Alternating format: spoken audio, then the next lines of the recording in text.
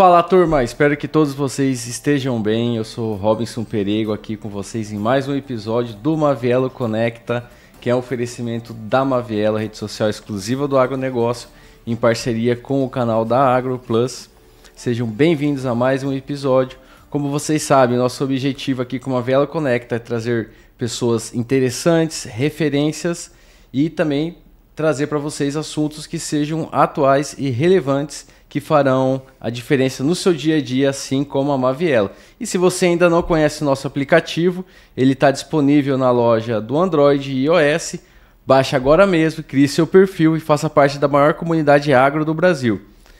No episódio de hoje nós temos aqui a honra de receber o Francisco Manzi, popularmente conhecido como Chico. Francisco, o Chico, ele é médico veterinário, pecuarista, uma referência nacional do setor e atualmente também exerce o cargo de diretor técnico da Acrimate. Seja bem-vindo aí para conversar com nós aqui no Mavielo Conecta, Chico. É uma honra ter você aqui, tá? No Mavielo Conecta.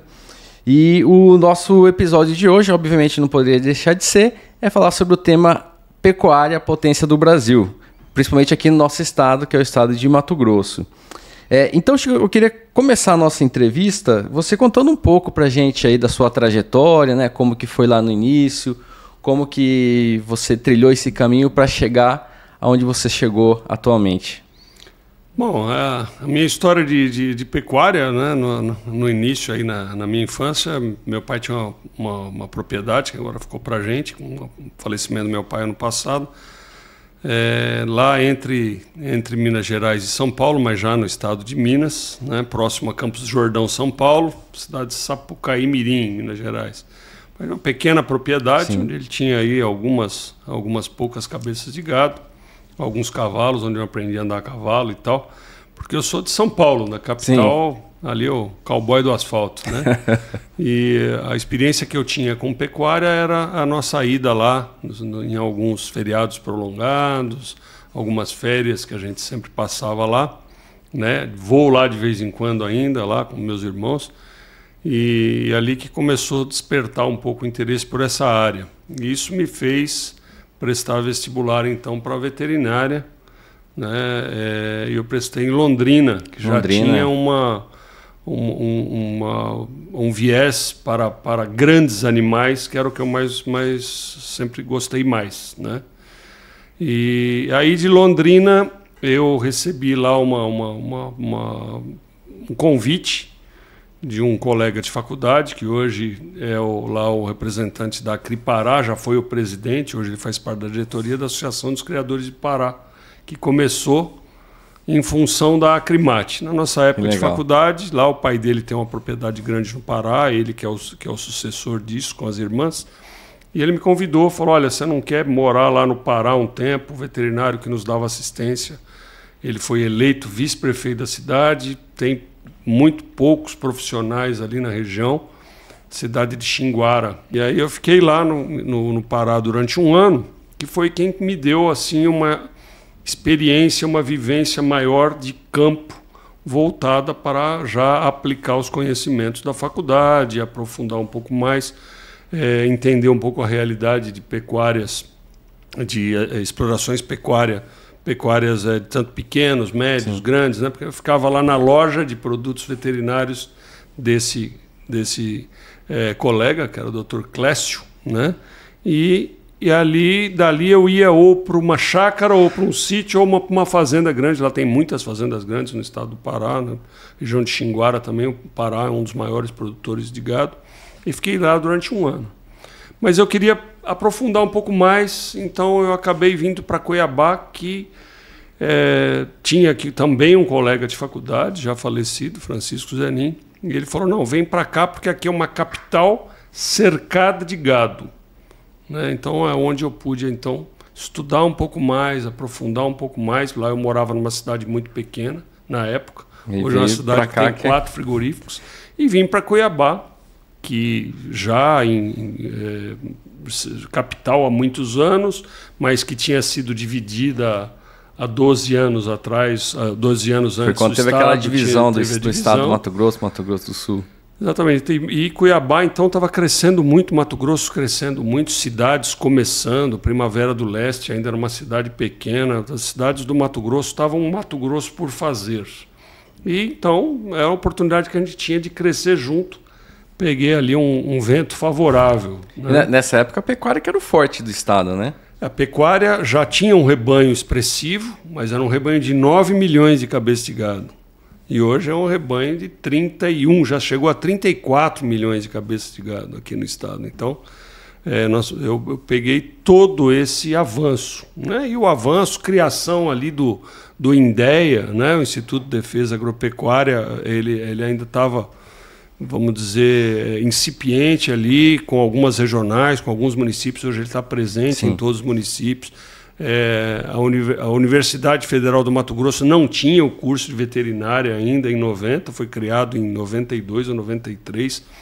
Então eu acompanhei durante todo esse período. Lá se vão, em março agora, vai completar 35 anos de Mato Grosso. E aí aqui eu constituí família, eu casei, minha esposa médica veterinária, Elisandra também, meus filhos, João Marcos, Maria Luísa, nascidos aqui. Todo mundo seguiu os seus passos todo aí. Mundo, meus filhos não estão na área, né, agora Sim. que eles estão fazendo faculdade, o João faz Direito, Maria Luísa faz Odontologia, mas, vamos dizer, que me criou as minhas raízes mato-grossenses e cuiabanas, né? Aí também depois chegou aqui para Cuiabá, não saiu mais. Não, aí, como se diz aqui na Baixada, comeu cabeça de pacu, né? Não vai mais embora. Essa lenda, né? Aí, ó, você que tá vindo para Cuiabá e se comer a cabeça do pacu, esquece. Não vai mais embora. Não vai mais embora, é isso mesmo. É verdade. E o que te motivou, Chico, a escolher medicina veterinária? Porque, fora a questão de paixão, né? Você viu o potencial de atuar na área como médico veterinário?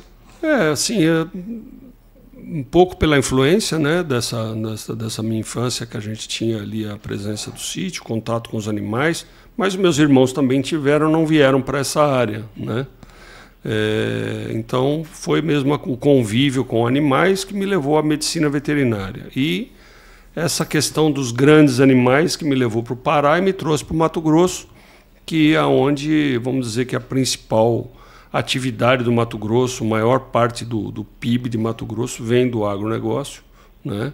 Então isso também me estimulou. E eu, na própria veterinária, eu sempre procurei trabalhar com as áreas que deixassem o produtor feliz, né? Porque o médico, ele é chamado às vezes para curar um animal, né?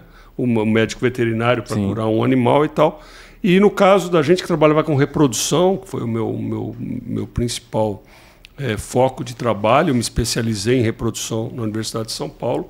Você ia lá e em um dia você identificava as vacas, quais estão prenhas, quais estão vazias, quais eles devem encaminhar para o frigorífico, quais vão parir de forma mais próximas. Ou seja, em um dia de trabalho, alguns dias de trabalho, você alterava o manejo da fazenda ali, identificando para o produtor quais os animais, quais o lote de animais que fazer aquela separação ele vai utilizar. Ali. Então isso sempre é uma coisa que me gratificava bastante.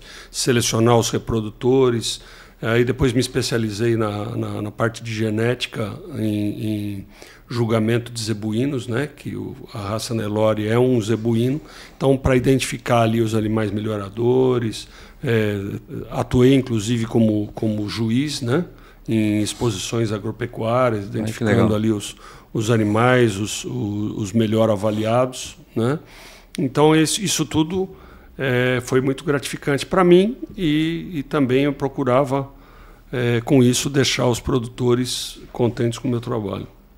Que bacana. E quando você veio para Mato Grosso, a gente sabe que o Pará deve ter tido desafios, né?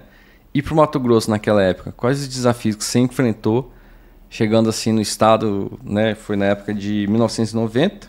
A gente contava também com um rebanho significativamente menor do que a gente tem atualmente, né? Mas na época, quais foram os desafios? Qual que era o desafio, então, que o pecuarista tinha no estado? A pecuária, nos últimos, vamos dizer, quando eu cheguei, o Brasil ainda importava carne, né? A gente importava aí de 20% a 30% da carne que o Brasil consumia era importada. E hoje nós exportamos 30%, então nós viramos completamente o pêndulo, né? A gente exporta 30% do que a gente produz. Mato Grosso exporta 90% do que produz, quer seja para outros estados da federação, quer seja para outros países, né?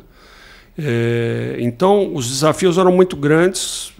Meu pessoal, eu já tinha, assim, quando eu fui para Londrina, com 17 anos que eu entrei na faculdade, meu maior desafio foi em encontrar um rosto conhecido, né? Eu cheguei lá em Londrina, não conhecia ninguém. E aí você vai fazendo amizades, vai desenvolvendo relacionamento e tal. Quando eu fiz um ciclo de amizades em Londrina, eu fui para o Pará. Então eu tive que começar tudo de novo. Na ponta, né? Conhecer novas pessoas, mas já estava acostumado a encontrar rostos desconhecidos e fazer amizades. Aí de lá eu vim para Cuiabá de novo, né? Saí, então eu fiquei 1 ano só no Pará. Cheguei aqui em março de 90, em Cuiabá. E aí comecei ali o maior desafio para mim era realmente me colocar no mercado, né? Em me apresentar, em visitar fazendas. Eu já vinha ali já com uma experiência não de um recém-formado, mas de alguém que já tinha atuado 1 ano com grandes fazendas, com pequenas fazendas, nas áreas de clínica, de cirurgia, de reprodução, e aí me aprofundando. Então, principalmente os primeiros 10 anos, aí de 90 até os anos 2000, foi onde eu fiz essas pós-graduações, onde eu aprofundei mais, depois montei uma empresa de reprodução em 2002, né? Então, o desafio que a gente tinha, como qualquer pessoa que chega, é em se colocar no mercado. Mas os pecuaristas tinham uma pecuária completamente diferente do que era hoje. O Cerrado ele estava começando a ter uma exploração pecuária, você não tinha ainda muitas gramíneas adaptadas, ainda não existia quase que integração lavoura-pecuária, a questão de asfalto era muito menos do que tem hoje, a questão de energia elétrica no estado era muito diferente, ainda tinha muitas cidades que tinham um motor que desligava às 10 horas da noite. Isso eu peguei no Pará, né? Telefone, meu primeiro telefone em Cuiabá eu pagava $100 por mês de aluguel. Aí depois eu consegui comprar uma linha, né, mas assim, não eram muitas pessoas que tinham telefone. Ou seja, ia no posto telefônico para ligar, e no interior do estado era assim, ainda muito distante do que já tinha em Cuiabá. Então lá era posto telefônico mesmo. Isso aí eu lembro porque eu era pequeno e minha mãe levava a gente no posto telefônico para falar com minha avó, o pessoal do sul, né? E pra gente que era mais novo, era um evento, né? Conseguir falar no telefone na época, porque realmente tinha essa dificuldade, né? Era muito complicado. E assim, eu também conheci relatos de pessoas que saíram, por exemplo, o relato do seu João Conte, né? Que é o pai do vice-presidente da Crimática, ele saía de Juara, andava 300 quilômetros de terra para chegar em Sinop, chegava ali por volta de 2 horas da tarde, ia para o hotel descansar. Quando chegava 2 horas da manhã, ele ia para a fila do posto telefônico, já tinha umas 50 pessoas na fila, para conseguir fazer uma ligação telefônica, acertar uma venda de gado, compra de insumos, prestar contas para outras pessoas, ligar para a família e depois voltar para Juara para chegar lá no final da noite. Hoje você fala, né, com internet via satélite e tudo mais, é um mundo completamente diferente do que tinha, né? Vivíamos uma época de inflação alta. Eu cheguei no Mato Grosso no governo Collor, né? Você tinha aquela coisa do congelamento, sequestro da poupança. Em 94 para cá já veio o Plano Real, veio as privatizações de diversas empresas, a telefonia principalmente. Em 96 eu já tinha um telefone celular, né, que começou em 92, 93. Eu lembro nessa época, o telefone celular, eles faziam um leilão de linha, né? Você tinha que ir lá e fazer um arremate dessa linha, né? E você colocava lá, dava o seu nome. Eu esperei meses até eles me chamarem, aí comprava o telefone, levava lá, pagava pela linha, né? Pagava para receber. E não era a sua linha, né? Ela era do Estado, né? Era como se fosse uma concessão. Uma concessão, mas você tinha que pagar um valor, eu lembro, acho que era alguma coisa em torno de era quase tudo em dólar. Aquela época era Telemate, não era? Telemate. Aí Telemate para depois vir essas privatizações e tudo mais. Então sempre foi um desafio, mas eu acho que os desafios sempre existiram em todas as fases aí da humanidade. Mas o gostoso de tudo é saber que nós estamos só começando. Né? Hoje está mais fácil, mas não tanto, mas para ter essa ideia de dificuldades. Os desafios são outros. Por outro lado, você tinha uma pecuária que ela era mais rentável em termos de margem. Né? Você tinha uma facilidade de adquirir terras mais fáceis do que é hoje. Hoje nós estamos quase no ponto de dizer que quem comprou, comprou. Quem não comprou mais. Vai ser difícil comprar, porque as margens hoje da exploração pecuária estão bem mais difíceis. Hoje existe um grau de profissionalismo muito maior. Antigamente, na década de entre 80 e 90, se gastava $4 para produzir uma arroba que valia 16. Então isso aguentava qualquer tipo de ineficiência, você podia abater animais de 6, 7, 8 anos, que ainda fechava a conta, trabalhar com baixos índices em termos de produtividade, que hoje a pecuária moderna não permite mais nem esse amadorismo. Mas existe, por um lado, a necessidade de se observar as tradições da pecuária, que são importantes, aquelas gerações que ensinam os jovens, isso é importante, e também as inovações que hoje chegaram no campo e elas estão cada vez mais essenciais. Que bacana. E na sua opinião, assim, Chico, qual que foi o maior avanço da pecuária nos últimos anos? Seja a nível estadual, seja a nível Brasil. Qual que foi, assim, para você o avanço mais... que fez mais diferença para a pecuária nossa? Então, a gente diz que a pecuária ela é amparada em 4, agora a gente fala 5 pilares mais importantes, né? São todos esses 5 pilares, praticamente qualquer um deles que você tenha uma quebra, você é uma cadeira de 5 pernas e que não se sustenta nas outras 4. Então, que é o manejo, a nutrição, a sanidade, a genética e agora, não menos importante, a gestão.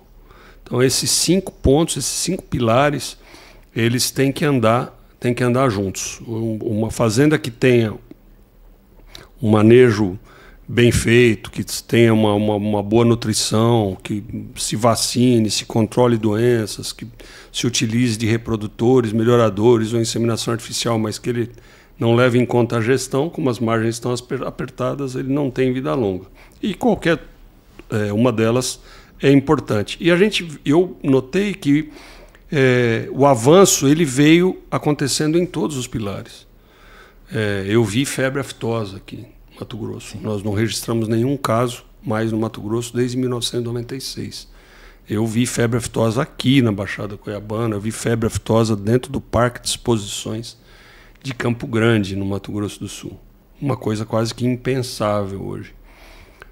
Nós eliminamos praticamente a febre aftosa, eliminamos a vacinação de febre aftosa, vamos requerer agora em fevereiro, já requeremos para a Organização Mundial de Saúde Animal pleito para ser reconhecido como livre sem vacinação. Em fevereiro os técnicos irão avaliar, os técnicos lá da ONSA, né, Organização Mundial de Saúde Animal, que vão dar o parecer para que na reunião de maio seja aprovado ou não o pleito. A gente espera que seja aprovado, né, que o Brasil seja reconhecido livre. E assim várias outras doenças que eram muito mais comuns, por exemplo, a brucelose, que nós ainda temos, mas que já reduziu drasticamente. A questão hoje do melhoramento genético, não só da pecuária, dos animais em si, mas a genética das plantas, das variedades de pastagens e tudo mais, teve um avanço.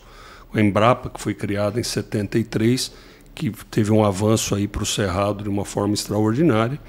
E a nutrição não só a nível de pasto, mas a nível também de coxo.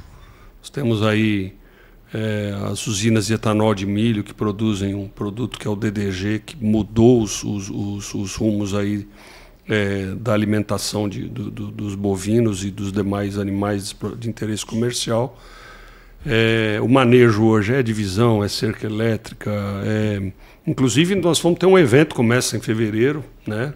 A edição especial aí, que é o Crimate em Ação, que vai falar justamente sobre o manejo de pasto, sobre os cuidados com o pasto, que são fundamentais. Vai trazer essas inovações. Então, eu acredito que tudo veio acontecendo de forma simultânea, né? Ao mesmo tempo, nós temos hoje uma rede de asfaltos ainda diferente dos estados, dos municípios de São Paulo, por exemplo, onde há 40 anos não precisa um fazendeiro andar mais de 20 quilômetros para chegar no asfalto. Mas nós estamos já bastante avançados nesse ponto também. A integração da lavoura com a pecuária, né? Os mercados internacionais que nós conquistamos. Hoje mais de 140 países consomem a nossa carne. Então, vem crescendo como um todo. Temos dificuldades, sim. Algumas dificuldades muito mais a nível de gestão pública do que de gestão dos produtores, né? Com reviravoltas políticas, né? que fazem parte da democracia. Eu acho que isso hoje é o desafio, talvez, que segure um pouco mais o desenvolvimento do país. E o que você acha que se deve a esses avanços, por exemplo, em questão de controle de doenças, né? Foi o produtor que se preocupou mais? Foi uma ação conjunta com o governo, né? A Crimate, o INDEA, que trouxe é um conjunto, né? A gente vê que o Ministério da Agricultura, por exemplo, é uma entidade que tem mais de 100 anos, né? E ela vem avançando. Nós temos hoje centenas de faculdades de medicina veterinária, né? Com o órgão de defesa estadual aqui do Mato Grosso, é um exemplo para o restante do Brasil, presente em todos os municípios, com mais de 1.000 colaboradores, né? Médicos veterinários aí, as centenas, né? Se mede as centenas também. Então, só para falar de aftosa, a gente vinha, por exemplo, com uma vacina, foi criada uma vacina, era uma vacina aquosa, que ela não era tão eficiente, mas ajudou a diminuir o número de focos. Depois se passou para a vacina oleosa, muito mais eficiente. Depois conseguimos aí retirar um dos vírus que estava na vacina. Esse sucesso se deve a quem? Ao Ministério da Agricultura e às suas afiliadas, né? O INDEA, no caso de Mato Grosso, aos laboratórios que fabricaram, que desenvolveram essas vacinas, ao produtor, né? Que comprava, conservava, transportava, aplicava, fazia comunicação para o INDEA. Então, é sempre um trabalho de várias mãos, né?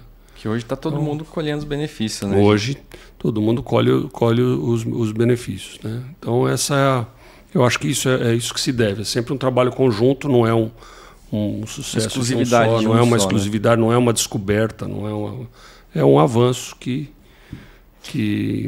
vai acontecendo. Que bom. E falando da Crimate, né? Você lá está como diretor técnico. Se puder explicar mais ou menos qual que é a sua função dentro da Crimate, né? Com esse cargo de diretor técnico.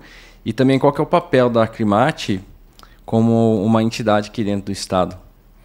A Crimate, assim, ela teve e tem, né, uma importância muito grande na minha vida. Assim que eu cheguei no Mato Grosso, a Crimate já estava aqui. A Crimate foi fundada em 1970, né? Eu cheguei em 90, é uma entidade de 20 anos. Mas ela fazia principalmente a Expoagro, era a principal função da Crimate, mas tanto é que a Crimate, a Expoagro é anterior à Crimate, né? A Crimate vai completar 55 anos e nós vamos fazer a 57ª Expoagro. Então já começou primeiro a Expoagro, então os produtores trazerem seus animais, mostrarem e tal. E eu logo, ainda nos anos 90, eu fui contratado pela Crimate da época, né? A Crimate antes da estadualização, para cuidar dos animais da Expoagro, né? Aquilo para mim foi muito gratificante, porque eu estava ali procurando produtores, contatos, abrindo meu campo de trabalho, fazendo a carteira de cliente, abrindo meu mailing, né? Isso é importantíssimo, né? Então eu consegui durante 2 anos consecutivos prestar assistência ali. Então, recepcionava os animais, fazia os exames, acompanhava o julgamento. Foi juiz também, né? Foi juiz, exatamente. Então, assim, essa foi a minha primeira relação com a Acrimate, né? Depois a Acrimate, ela se estadualizou, ela se tornou uma entidade representativa de classe.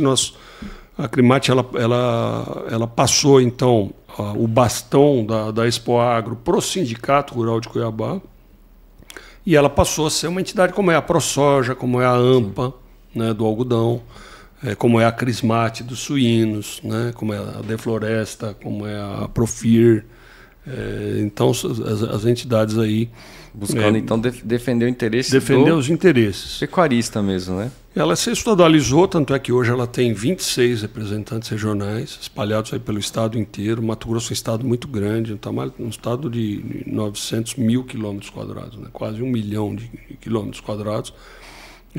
Esses representantes regionais são escolhidos a dedo mesmo, são lideranças, às vezes são presidentes do sindicato, mas não necessariamente, mas pessoas que se destacam. E o mais importante, pessoas que se doam o seu tempo, porque o cargo da diretoria eleita é um cargo não remunerado. E aí eles ali, quantas vezes a gente vê pessoas que deixam muitas vezes os seus afazeres, deixam ali o plantio, deixam a inseminação, deixam os cuidados com os animais e para poder se dedicar à entidade, defender o interesse comum altruisticamente. Da classe, né? Defender os interesses da classe. E aí a Acrimate, então, foi ocupando assentos, cada vez foi sendo chamada para estar lá no Ministério da Agricultura, para estar lá no INDEA, para estar no Fórum Agro, né, para estar na Câmara Setorial da Carne, na Comissão de Pecuária de Corte da Confederação da Agricultura, assento internacional, com na Aliança Internacional, Secretariado Internacional da Carne, organizando a criação do IMAC, né, que é o Instituto Mato Grossense da Carne, que vai, inclusive, realizar o Congresso Mundial da Carne em 2025 aqui. Né? Já tem data, já? Já, provavelmente, ali entre outubro e novembro. Do ano que vem? Do ano que vem, já. Um Congresso Mundial da Carne. E o IMAC, ele é feito pela Acrimate, pelo Sindicato das Indústrias Frigoríficas e pelo Governo do Estado. Então, quem representa os produtores é a Acrimate. E é interessante que, às vezes, aqui na Baixada Cuiabana, a gente anda, o pessoal me vê aqui com a camisa da Acrimate, eles perguntam, quem que vai cantar esse ano na Expoagro? Então, às vezes, ainda se tem, e isso é muito forte, e a gente não tem problema nenhum em explicar para as pessoas que a Acrimate hoje ela está indo além disso, né? Mas quando a gente está no interior do Estado, a gente percebe a força da instituição, e quando a gente está fora do Estado também. As pessoas que vêm, poxa, você é da Acrimate, poxa, é uma instituição forte, não é um exemplo. Uma de relevância que tomou, né? Tem a grande relevância que ela tomou. Então, hoje a gente tem... O presidente da Acrimate hoje ele liga para o governador do estado, ele atende, né? Ele liga, conversa com o ministro, mas não é quem é você mesmo, né? Puxa, ele está representando aqui uma entidade que é uma entidade que tomou uma proporção muito grande. Então isso eu tive também esse privilégio de acompanhar toda essa trajetória e poder fazer parte dessa instituição. Comecei primeiro como superintendente, depois foi criado o cargo de diretor técnico, então eu como médico veterinário ocupo ali o cargo da diretoria técnica. Quais são as suas expectativas aí em relação ao futuro da pecuária, tanto no estado de Mato Grosso quanto no Brasil? Né? Quais estratégias aí que você acredita que o pecuarista deve estar buscando implementar na propriedade dele para manter aí a nossa pecuária ativa? Hoje mesmo a gente sabe que existem mais cabeças de gado no Brasil do que pessoas, né? Então o que é que você traz aí? Quais as expectativas suas para o futuro e quais as estratégias que você acha que o pecuarista deve estar buscando adotar na propriedade dele? Não, acho que assim, existe mais tudo do que pessoas, né? A gente tem muito mais frangos do que pessoa, tem muito mais peixes do que pessoas, né? Mas o que é interessante, a gente sempre vê a pecuária ela não pode ser vista como uma foto, ela é um filme, né? Ela é uma atividade de longo prazo, é uma atividade que você não consegue fazer sem você ter uma extensão considerável, pensando em país, né? Sem ter uma extensão considerável de terra. Então, por exemplo, imagina que você cria um país novo aí, um determinado lugar, qualquer lugar do planeta aí, um país pequeno, certamente será pequeno se um novo país começar. E ele vai começar do zero. Certamente, como fonte de proteína, ele não vai eleger a pecuária, porque a pecuária precisa de extensão de terra. Nós temos... Isso é uma vantagem nossa, né? Mas então, é por isso que você falou, olha, o que é as expectativas, né? Então, vamos lá. Tem poucos países no mundo que tem mais de 2 milhões de quilômetros quadrados. Acho que não chega a 10. O Brasil tem 8,5, né? For desenvolver uma fonte de proteína para alimentação da sua população, ele vai criar frango, ele vai criar peixe, criar isso. E a pecuária, né, a carne bovina, eu conheço pessoas que não consomem alguns tipos. Existem pessoas que infelizmente não têm condições. Existem pessoas que, por motivo religioso, por alguma crença pessoal, não consuma carne, né? No caso aí vamos dizer os vegetarianos. Sim. E existe também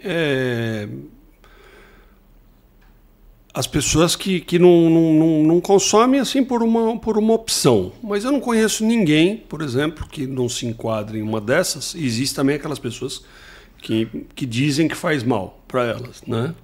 Mas você conhece alguém, por exemplo, que tenha ido a um churrasco e falou assim, não gostei. Né? Experimentei carne e... não, isso aqui não é para mim. Né? Então, tem que ter o churrasco no final de semana, pelo menos garantido. Né? E o interessante da carne bovina é que ela se você experimentar desde uma rabada até lá uma carne moída do pescoço, cada um tem um sabor diferente, cada um vai fazer um prato diferente. Você pode comer carne diariamente. Né? Então, assim, e como nós temos essas extensões, temos um rebanho de mais de 200 milhões de cabeças, olhamos pelos números da Embrapa, que nós temos capacidade de aumentar a quantidade de rebanho e, ao mesmo tempo, o peso das carcaças, como vem crescendo, produzindo mais carne no mesmo animal, nós temos perfeitas condições de cobrir essa lacuna que esse país não vai ser capaz de fazer por não ter as extensões.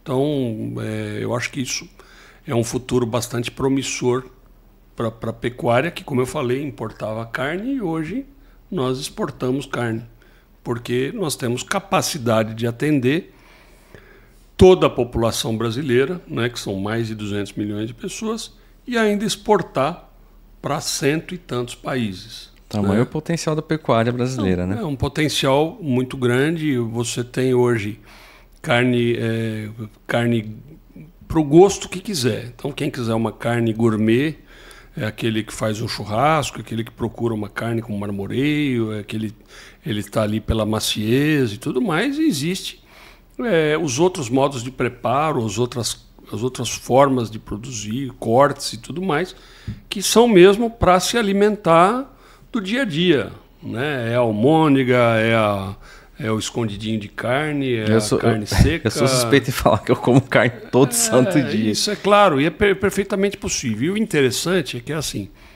se você, a partir de hoje, se tornar carnívoro, são aquelas pessoas que comem exclusivamente carne, não vai faltar nada na dieta dele. Ela tem todas as vitaminas necessárias, tem toda a fonte de proteína, tem a fonte de gordura e tudo mais.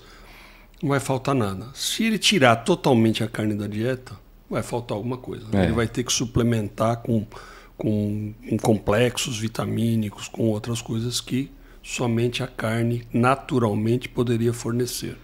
Então, assim, todo respeito a quem não consome, mas é um alimento de altíssima qualidade que precisa, então, do pecuarista por trás disso né, para que ele consiga, para que ele possa se alimentar, né? A gente falando um pouco aí da qualidade, da segurança da nossa carne, né, da carne brasileira. Recentemente a gente teve um episódio, dá para se dizer no mínimo, lamentável, de parte de políticos franceses falando mal da carne do Mercosul, da América do Sul, obviamente fazendo muita referência à carne brasileira, querendo impor restrições, né? O que você acha qual que é o motivo por trás disso? Obviamente que não é pela qualidade da nossa carne, né? Que isso aí já é amplamente comprovado, é uma carne de qualidade segura para consumo, né? Sim, não é pela qualidade, não é pela sanidade, né? Não é pela questão ambiental. Nós temos orgulho do que o produtor brasileiro, do que o brasileiro faz com o meio ambiente. Nós temos 60% de cobertura vegetal nativa. Qualquer comparação que você faz com qualquer país, o Brasil está sempre à frente em termos de preservação, código florestal que obriga que você não produza numa área da sua propriedade, né? É o único país do mundo onde você não pode produzir numa área que você comprou. Você tem que deixar ali uma reserva, dependendo do bioma em que você está, né? Que começa em 20% e chega a 80%, como é no caso do bioma Amazônia, né? A gente entende isso como uma barreira comercial. A gente vê que não é a França inteira, foi uma determinada rede de supermercado que, para tentar um protecionismo, para ficar bem na foto com o produtor local, disse que não iria mais consumir. Não consumir, não importar, não comprar é um direito de quem quiser, né? Nós temos aqui para oferecer, com todas as garantias sanitárias e de produção, para quem quiser consumir. O consumidor ele tem o direito de dizer: não quero comprar A, não quero comprar de B, ou eu não quero consumir. Agora, o que não pode, e aí é onde a Acrimate foi pioneira no lançamento da nota, já imediatamente após a manifestação do CEO do Grupo Carrefour, ela colocou uma nota dizendo que a gente precisa de respeito, que você utilizar de artifícios para dizer que não quer importar e esconder com isso toda uma barreira comercial, isso é que a gente não admite, né? Falar mal do nosso produto, isso não. Você pode dizer que você não quer, mesmo porque você produziu 1 quilo de carne na França, custa 13 euros, e a gente entrega lá por 4. Então, é muito mais caro e não tem a qualidade da nossa carne também, né? E não tem a qualidade, não tem a quantidade. Então, é aquela história. Se você não quiser comprar, o que você não pode é denegrir a imagem. É como se a gente querer fortalecer a indústria de perfumaria brasileira e dizer: não, olha, o perfume francês a gente não deve jamais importar porque faz mal para a saúde, alguma coisa do tipo. Exatamente. Então você tem outras técnicas, outras táticas, outras coisas menos que impactam de uma forma negativa do que pura e simplesmente falar mal do nosso negócio. É isso que a gente não entende. E é por isso que nós defendemos aquela projeto de lei do Zequinha Marinho, lá do Podemos do Pará, que fala em reciprocidade. Quer dizer que um país que vem aqui para o Brasil vender o seu produto, ele também tem que ter no país dele a mesma observância, as mesmas regras que nós temos aqui, né? Vale lembrar que se a gente pegar o que o Brasil tem de preservação, dá 29 países da Europa somados, né? Só o que a gente tem de preservação. E a gente tem uma das leis ambientais mais rígidas do mundo, né? Para não dizer que é a única, né? Eu acho que não tem nenhum país que tenha um código florestal que obrigue o produtor a não produzir numa área que ele adquiriu e ainda ter que conservá-la. Isso aí é complicado. E uma pergunta assim mais pessoal: como que você gostaria de ser lembrado, Chico? Qual que seria o seu principal legado que você gostaria de deixar aí para as futuras gerações? Quando eu não estiver mais aqui, eu gostaria que as pessoas se lembrassem de mim nas orações delas. Eu acho que essa é a primeira coisa. Como temente a Deus, o que eu gostaria era isso, que as pessoas se lembrassem e rezassem pela minha alma. E o legado aí para a pecuária? O legado, você gostaria de deixar? Eu, assim, com muitas falhas, com muitos defeitos, com muitas omissões, quem sabe, eu lembrar de alguém que fez o melhor que ele pôde com as condições que ele tinha, com a capacidade que ele tinha, que é falha, que muitas vezes faltou, mas que não faltou empenho e que ele se entregou no máximo que ele pôde. Isso eu fiz com a minha profissão, faço na Acrimate, procuro apresentar o máximo que eu posso, entregar o máximo que eu posso, e eu acho que é o que eu preconizo, vamos dizer, para minha família, para meus amigos, para quem faz essa pergunta. Faça o seu melhor até o momento que você conseguir fazer melhor ainda, né? Então, entregue todo dia o seu melhor, que o homem propõe e Deus dispõe. Muito bom, muito bom. E que conselho que você daria para os jovens aí que estão começando nessa área do setor, tanto na pecuária, né? Às vezes está assumindo aí a propriedade do pai, que é muito comum, inclusive, né? Ou para aqueles também que estão estudando e vão se tornar aí futuros médicos veterinários, que conselho que você poderia dar para eles? Assim, o que a gente vê é que os desafios são outros. Não é que antigamente os desafios eram maiores e hoje são menores. Não, cada época tem um desafio para a humanidade. Como eu disse, o João Conte tinha que andar 400 quilômetros para falar no telefone. Quando a gente estava na faculdade, a gente ia na biblioteca, pegar um livro emprestado da biblioteca, tinha poucos exemplares, às vezes você precisava pegar o livro, ele era emprestado por semana. Então, olha, já tem uma reserva de mais alguém, você só consegue daqui 15 dias. Você ficava ali esperando. Então, tinha, às vezes, alguns exemplares que não podiam ser emprestados, você tinha que ir lá. Então tinha muita gente dentro das bibliotecas, né? E tudo mais. E hoje não. Hoje esse mesmo livro está em PDF disponível, né? Então hoje a gente percebe que o acesso ao conhecimento é muito maior, né? O acesso ao conhecimento é muito maior. E o que a gente percebe então que aqueles que se dedicam conseguem adquirir conhecimento muito mais rápido do que a gente conseguia, pelas ferramentas e condições que a gente tinha. Mas o que a gente percebe nessa geração, que por ter esse excesso de opções, essa facilidade, talvez muitos não tenham se empenhado, ou deixa para depois e tudo mais. Com relação aos jovens que estão ali, ou entrando no mercado de trabalho na minha área, ou então levando ali a sucessão da propriedade dos seus pais, é importante que ele primeiro ouça, né? Porque a sabedoria ela vem com o tempo. Então, os pais, os avós, sobretudo essas propriedades que vêm de outras gerações, que aquilo não pode ser desprezado, né?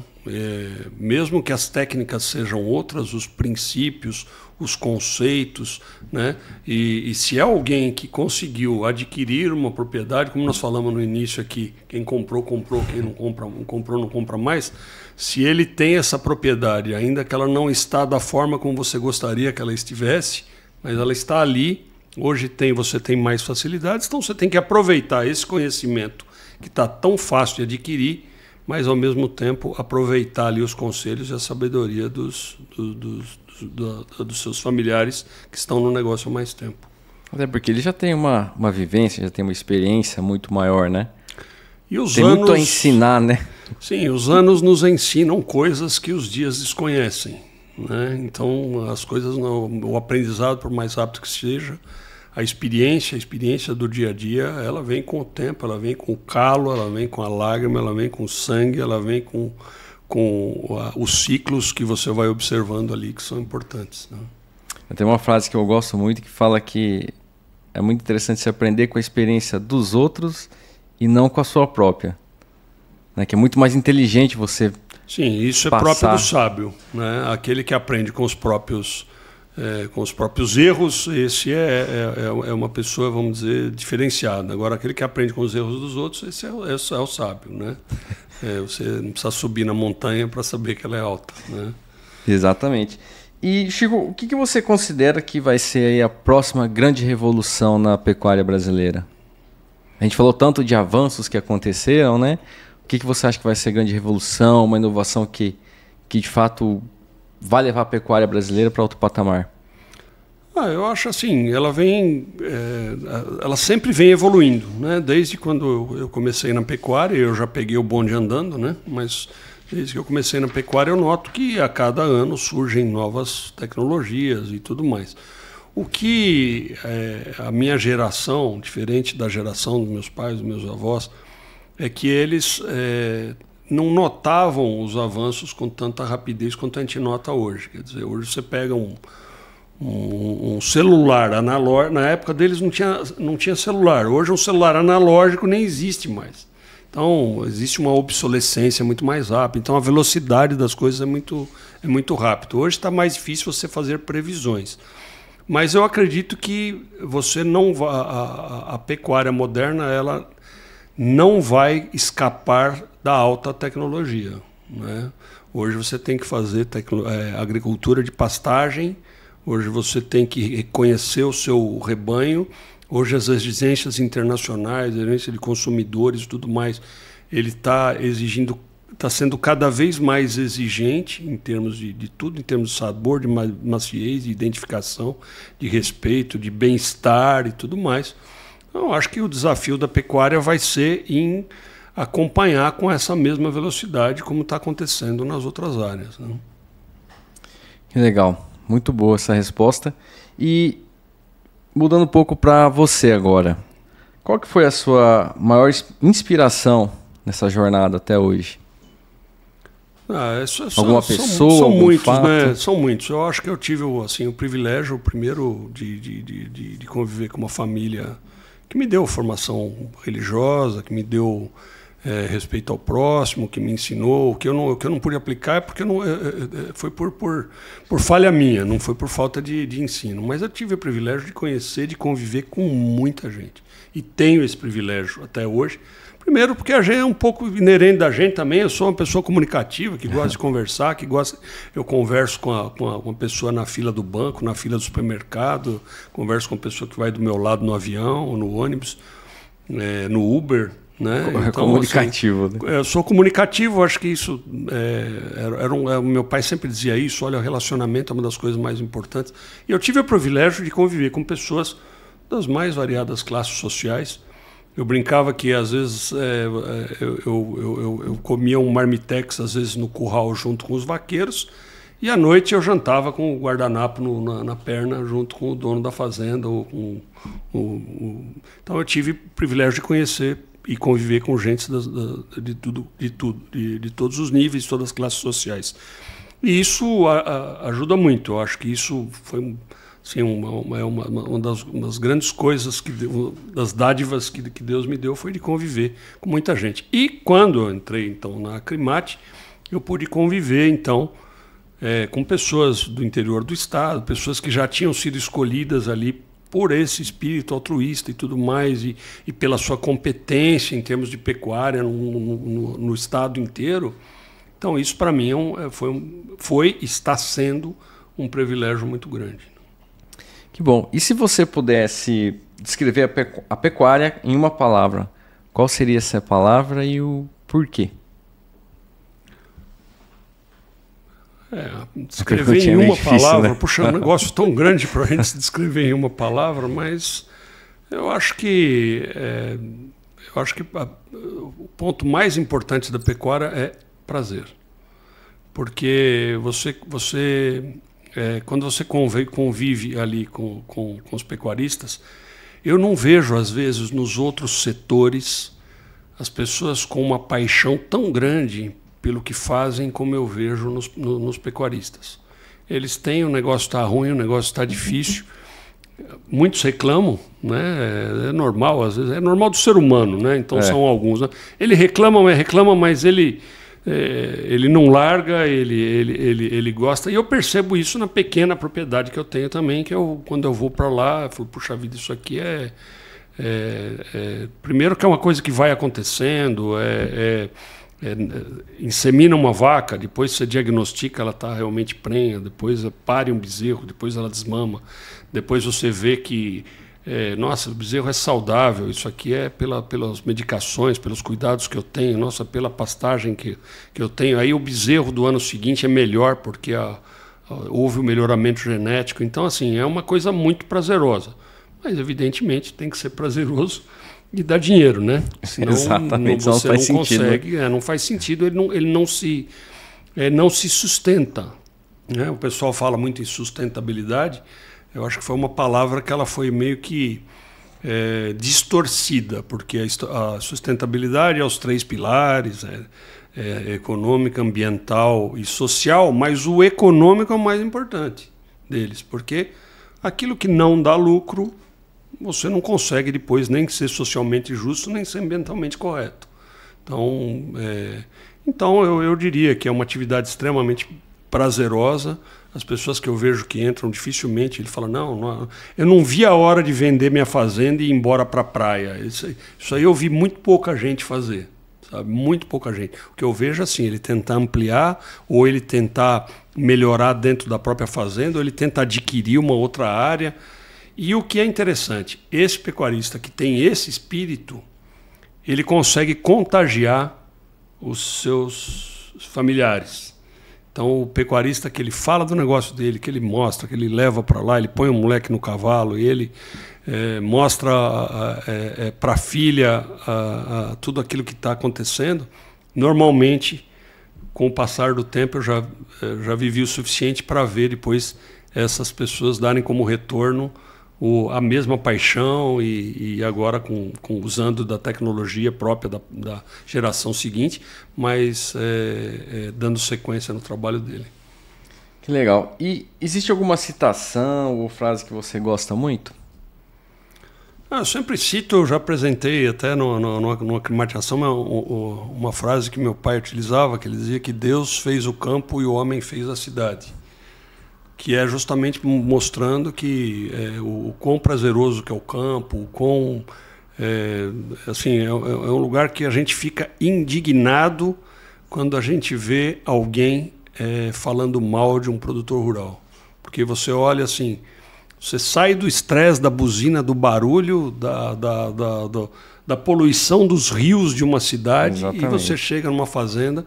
E você vê ali, você vê qualidade, você vê pessoas motivadas, você vê as pessoas se dedicando, embora nem sempre o negócio seja lucrativo, mas assim, eu acho que essa definição que meu pai utilizou, não sei se era dele, mas eu acho que ela faz todo sentido, né? O campo parece uma coisa divina mesmo. Que bom. Chico, infelizmente nosso tempo está terminando, né? A gente está aqui praticamente quase 1 hora. Né? Você vê que quando o papo é bom, a conversa flui, né? Passa muito rápido o tempo. E a gente tem aqui o nosso quadro que eu costumo chamar de Pinga Fogo, tá? E nós temos três temas aqui. Eu vou pedir para você escolher um deles. Você opta pelo plantio, manejo ou pela colheita? Pelo plantio. Pelo plantio? Muito bom. O que você tem plantado, Chico, na sua vida, tanto pessoal, profissional, que você espera aí colher bons frutos lá na frente? Eu acho que, assim, por ter uma formação cristã, né, o pessoal fala que cada um só colhe o que planta, né, mas Deus é tão bom que você planta lá uma semente e você colhe 100 vezes mais, né? Então, eu acho que isso serve para tudo. A gente tem procurado plantar o conhecimento que a gente adquire, tem procurado plantar as alegrias que a gente tem, porque com certeza isso aí não só vai gerar frutos, não só para mim, mas para quem convive com a gente também. Excelente. Chico, eu quero agradecer aqui a sua participação conosco no Mavielo Conecta. Tá? Muito obrigado por disponibilizar esse tempo para vir conversar com a gente. Se você quiser deixar uma mensagem final aí para quem acompanha a gente, você fica à vontade, tá? Não, só agradecer, Robson, para você, para o Mavielo, que a gente já sabe que já está medindo o número de pessoas que baixaram o app aí em dezenas de milhares, né? E dizer que agradecer mesmo, tanto no meu nome, você falou bastante também de coisas pessoais. E também em nome da instituição, se eu estou aqui certamente também por causa da Acrimate, e dizer que o negócio é dar o seu melhor e deixa o resto por conta de Deus. Amém, que assim seja. Pessoal, então muito obrigado por estarem aqui acompanhando a gente em mais um episódio do Mavielo Conecta. Falamos aqui também novamente da Mavielo, a rede social exclusiva do agro. Você que ainda não faz parte, corre lá na sua loja, tanto iOS quanto Android, baixa o aplicativo e venha fazer parte da maior comunidade de agro do Brasil. Até a próxima, pessoal!